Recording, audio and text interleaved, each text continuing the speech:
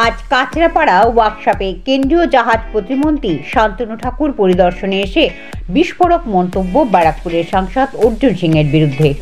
অর্জুন সিং কি ধোয়া তুলসী পাতা, তৃণমূল কি ওয়াশিং মেশিন? শুক্রবার কাঁচরাপাড়া রেলওয়ে ওয়ার্কশপে পরিদর্শনে হাজির হয়ে এইভাবেই আক্রমণ করলেন কেন্দ্রীয় সরকারের জাহাজ দপ্তরের প্রতিমন্ত্রী শান্তনু ঠাকুর। তার প্রশ্ন, বিজেপি থেকে তৃণমূলে গেলে কি শুদ্ধ হয়ে যায়? তিনি সিএএ নিয়ে বলেন, অন্যান্য রাজ্য সিএএ লাগু হলেও রাজ্য সরকারের অসহযোগিতায় হয়নি। সিএএ আটকাতে তিনি ভাঙচুর করিয়েছেন।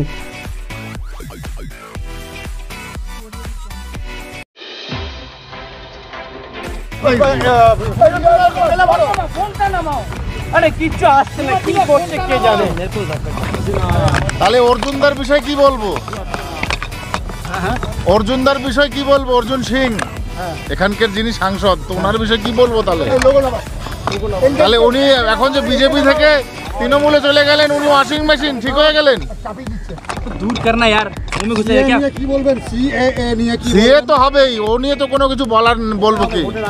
ভোটের আগে সিএ হবে। কিন্তু গতকাল তিনি বলেছেন আধার কার্ড রেশন যদি পায় তাহলে সকলেই নাগরিক, তাহলে আবার সিএর কেন দরকার? মমতা বন্দ্যোপাধ্যায়ের যদি এই বক্তব্য থাকে তাহলে আপনারা মমতা বন্দ্যোপাধ্যায়কে কোশ্চেন করবেন। শুনে নিন আগে,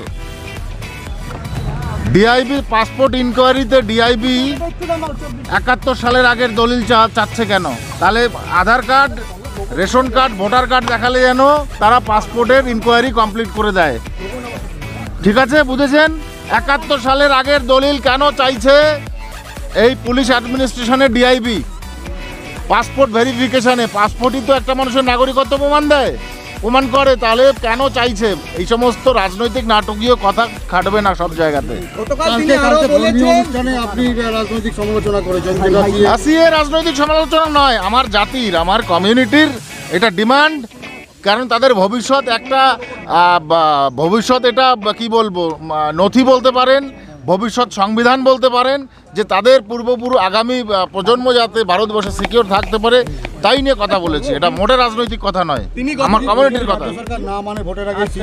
রাজ্য সরকারের তো ফ্যাক্টর নয় এটা, রাজ্য সরকার মানলো না মানলো কি যায় আসে। তিনি গতকাল বলেছেন আগে জেলা শাসকদের কাছে দায়িত্ব ছিল, কিন্তু এখন মানুষ চিনে, লোক চিনে দেওয়া হবে বলে তাই এই জেলা শাসকের কাছ থেকে সরিয়ে দেওয়া। হ্যাঁ, তাই সেটা প্রসেস যদি থাকে সেন্ট্রাল হাতে ভালো করেছে, করিয়ে দিয়ে। আপনি তো ইমপ্লিমেন্ট করলেন না সিএ ইমপ্লিমেন্ট অন্যান্য রাজ্যগুলোতে তারা করতে রাজি আছে, আপনি করলেন না তো সিএ। আপনি ভাঙচুর করালেন, আপনি দেশের সম্পত্তি, মানুষের পাবলিক প্রপার্টি আপনি ধ্বংস করালেন কিছু লোক দিয়ে, তো সেগুলো কি ঠিক? কালকে মুখ্যমন্ত্রী বলেছেন যে পুরনো চাল ভাতে পারে, মানে কি বোঝাল? না না, উনি আগে এটা বলুক, সে তো পুরনো চাল নতুন চাল সে তো পরের কথা। উনি বললো বিজেপিতে গেলে ওয়াশিং মেশিন, তাহলে অর্জুনদার কথা কি বলবো আমরা? সে তো বিজেপি থেকে আবার টিএমসিতে গেল, সে কি ধোয়া তুলসীর পাতা হয়ে গেল? দাদা, কালকে একটা মতুয়াদের সঙ্গে আপনার একটা বিতর্ক হয়েছিল, কি বিষয় ওটা সিএ নিয়ে কেন বক্তব্য রাখলাম সেটা নিয়ে, এছাড়া কিছু না।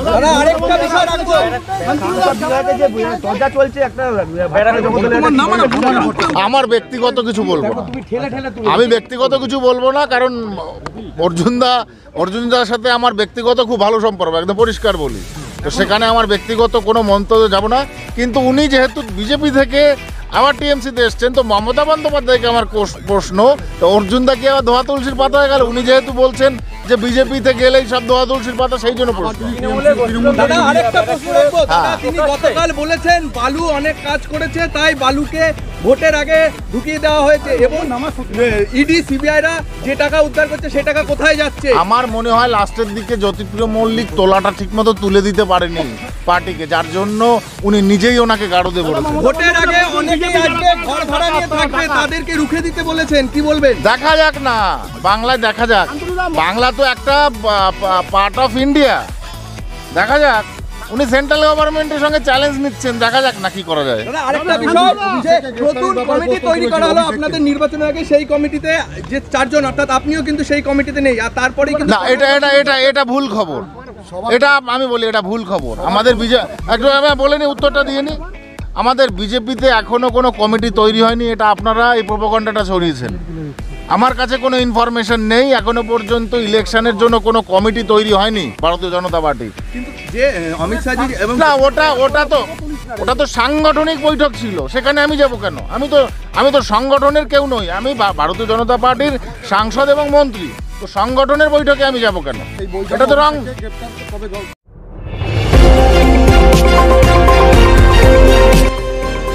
আমার বাংলা, সঙ্গে থাকুন, সঙ্গে রাখুন আমার বাংলা।